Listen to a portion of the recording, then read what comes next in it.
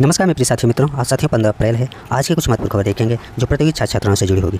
पहला साथियों, कांस्टेबल भर्ती में टॉपिक वाइज विस्तृत सिलेबस नहीं जारी होने की वजह से युवा हो रहे हैं परेशान। ये साथियों राजस्थान पुलिस भर्ती से संबंधित है खबर। पुलिस मुख्यालय की कांस्टेबल भर्ती में टॉपिक वाइज विस्तृत सिलेबस जारी नहीं किया गया। इससे युवाओं की जो तैयारी में परेशानी हो रही है। पिछले दिनों जारी किए गए नोटिफिकेशन के अनुसार इसमें केवल विषयों का जिक्र ही किया गया है, लेकिन यह नहीं बताया गया कि किस विषय में शामिल किए गए किस टॉपिक से कितने सवाल आएंगे। अब टॉपिक में सवालों की संख्या पता नहीं होने से युवाओं को ये समझ नहीं आ रहा है कि किस तरह से तैयारी करें। राजस्थान बेरोजगार यूनियन ने पुलिस मुख्यालय तक अपनी मांग पहुंचाने की तैयारी की है। यूनियन के आयोजक का कहना है कि इस परीक्षा में 150 अंकों का पेपर होगा। इसमें 150 सवाल होंगे। इन सवालों को 3 पार्ट अ, ब और स में बांटा गया है। पार्ट अ में शामिल टॉपिक में 80 सवाल, ब टॉपिक में शामिल 25 सवाल, इसी तरह से सी में 45 सवाल आएंगे। लेकिन किस टॉपिक से कितने प्रश्न होंगे ये अभी तक पता नहीं चल सका है। जब विस्तृत सिलेबस जारी किया जाए, ऐसे में यूनियन का प्रतिनिधिमंडल पुलिस मुख्यालय में ज्ञापन देकर विस्तृत सिलेबस भी जारी करने की मांग की है, ताकि बेरोजगार युवाओं को राहत मिले। गौरतलब है कि पुलिस मुख्यालय की ओर से कांस्टेबल भर्ती के 9,617 पदों के लिए 28 अप्रैल से ऑनलाइन आवेदन प्रारंभ होंगे। इस भर्ती में आवेदन करने की अंतिम तिथि 17 मई रखी गई है। यह रहा साथियों राजस्थान पुलिस से संबंधित खबर। नेक्स्ट खबर देखेंगे। बिहार स्टेट परिणाम पत्र का वितरण आज से साथियों हो रहा है।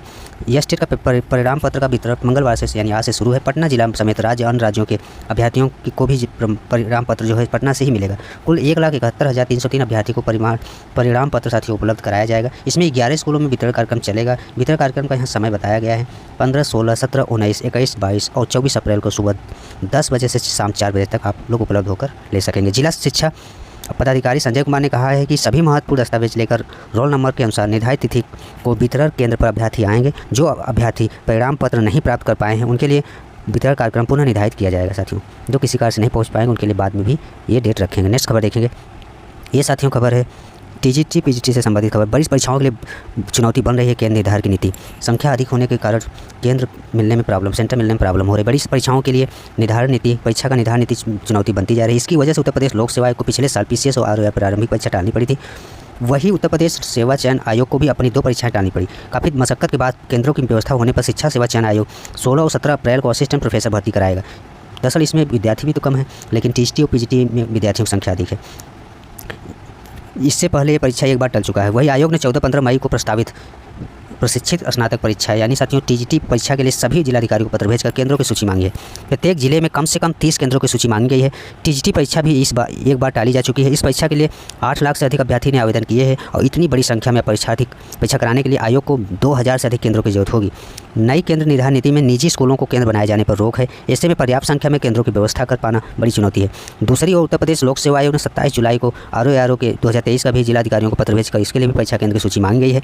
आयोग ने अपनी परीक्षाओं के लिए CBSE ICSE के प्रतिष्ठित निजी स्कूलों को भी केंद्रों की लिस्ट में शामिल करने का भी प्रस्ताव भेजा है। ROA परीक्षा के लिए 10,70,000 से अधिक अभ्यर्थियों ने आवेदन किए हैं और एक दिन में ये परीक्षा कराने के लिए लोक सेवा आयोग को प्रदेश के सभी जिलों में केंद्र बनाने होंगे और CBSE और ICSE के प्रतिष्ठित निजी स्कूलों को केंद्र की लिस्ट में शामिल किए जाने के बाद इस परीक्षा के लिए पर्याप्त संख्या में केंद्रों की व्यवस्था हो सकेगा। और ये तभी हो सकेगा जब केंद्र निर्धारण के नियम शिथिल किए जाएंगे, यानी जो नियम स्ट्रिक्ट किए थे उसमें पर नियम में ढीला करना पड़ेगा विद्यार्थियों के लिए, तभी इनको सेंटर मिल पाएगा। साथियों नेक्स्ट खबर देखेंगे। ये खबर साथियों जिले में 10 केंद्रों पर होगी भर्ती परीक्षा। उससे संबंधित है असिस्टेंट प्रोफेसर की परीक्षा जो साथियों 16-17 निर्धारित है 910 पदों के लिए, जिसका टाइमिंग दिया हुआ है। साथियों ये साथियों शिक्षा सेवा चयन आयोग ने 6 जिलों में 52 केंद्र बनाए। असिस्टेंट प्रोफेसर भर्ती के लिए 6 जिलों में कुल 52 केंद्र बनाए गए हैं। उत्तर प्रदेश शिक्षा सेवा चयन आयोग ने प्रयागराज, मेरठ और गोरखपुर में 10-10, लखनऊ में 9, वाराणसी में 7 और आगरा में 6 केंद्र बनाए हैं। साथियों ये उत्तर प्रदेश शिक्षा सेवा चयन आयोग द्वारा ये प्रथम परीक्षा होगा। साथियों इसका परीक्षा का आयोजन 16-17 अप्रैल किया जा रहा है। नेक्स्ट खबर देखेंगे। ये खबर साथियों सहायक आचार्य की चयन परीक्षा में बैठेंगे 82,876 अभ्यर्थी। इसी संबंधित असिस्टेंट प्रोफेसर से संबंधित है साथियों, जिसको लेकर यहाँ जिक्र किया है। GIC से संबंधित खबर है साथियों। UPPSC GIC प्रवक्ता भर्ती के लिए BEd अनिवार्य नहीं साथियों। BEd वालों के लिए एक अच्छी खबर है प्यारे साथियों। पहले BEd करने वालों को चयन में मिलती थी वरीयता, लेकिन GIC में प्रवक्ता भर्ती के लिए BEd अनिवार्य हो गया है। प्रदेश के सभी 534 राजकीय इंटर कॉलेजों और 440 राजकीय बालिका इंटर कॉलेजों में प्रवक्ता भर्ती के लिए BEd की डिग्री अनिवार्य कर दी गई है।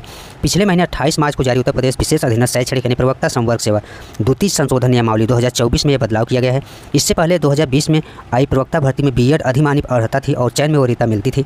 राष्ट्रीय अध्यापक शिक्षा परिषद यानी NCTE ने 16 दिसंबर 2014 को जारी अधिसूचना में प्रवक्ता भर्ती के लिए न्यूनतम 50% अंकों के साथ BEd को अनिवार्य कर दिया था, लेकिन केंद्रीय विद्यालयों में PGT यानी प्रवक्ता भर्ती में BEd अनिवार्य अर्हता है। यूपी के राजकीय इंटर कॉलेजों की प्रवक्ता भर्ती कि संशोधित नियमावली में बीएड को अनिवार्य तो किया गया है, हालांकि न्यूनतम 50% अंक का प्रतिबंध नहीं है। अपर शिक्षा निदेशक राजकीय जो अजय कुमार द्विवेदी का कहना है कि राजकीय माध्यमिक विद्यालयों की शिक्षक भर्ती की नियमावली में संशोधन हो चुका है और उसका गजट भी जारी हो गया है। अब संशोधित नियमों के अनुसार ही शिक्षक भर्ती की जाएगी। माध्यमिक शिक्षा विभाग ने उत्तर प्रदेश लोक सेवा आयोग को प्रवक्ता के 1658 यानी 836 महिला एवं 822 पुरुष के रिक्त पदों का अधियाचन भेजा गया है। अगले महीने भर्ती के लिए आवेदन शुरू होने की उम्मीद है। इसमें कुछ विषयों में संशोधन, कुछ विषयों में होगी छूट। संशोधित नियमावली में कुछ विषयों में बीएड की अनिवार्यता से छूट दी जाएगी। गृह विज्ञान उसमें रहेगी, जैसे महिला शाखा, सिलाई महिला शाखा, कला पुरुष शाखा, वाणिज्यिक साइंस विज्ञान पुरुष शाखा। आवेदन के लिए बीएड अनिवार्य नहीं होगा साथियों। इतने विषयों के लिए साथियों बीएड को अनिवार्य नहीं किया गया। लेकिन साथियों बीएड डिग्री धारकों के लिए एक अच्छी खबर है साथियों, इसमें अर्हता से संबंधित जो विवाद था वो खत्म हो गया साथियों। समकक्ष शब्द को नियमावली से हटाया। प्रवक्ता और एलटी ग्रेड यानी सहायक अध्यापक भर्ती की संशोधित नियमावली की सबसे खास बात यह है कि समकक्षता शब्द को पूरी तरह से हटा दिया गया है। इस हर बार भर्ती के समय समकक्षता शब्द की आड़ में मुकदमेबाजी होती थी और चयन प्रक्रिया प्रक्रिया पूरी होने में समय अधिक लगती थी। जिसमें संशोधन नियमों में हर विषय के लिए मान्य डिग्री का नाम स्पष्ट लिख दिया गया है ताकि भविष्य में कोई विवाद ना हो साथियों। देखते हैं साथियों इस तरह से सारी क्लियर करने के बाद अब आयोग में किसी तरह का विवाद आगे होता है नहीं साथियों, ऐसा न हो, यही विद्यार्थियों के हित में रहेगा। प्यारे साथियों सब कुछ क्लियर हो और हर साल वैकेंसियाँ निकले तो विद्यार्थी के हित में ही रहेगा।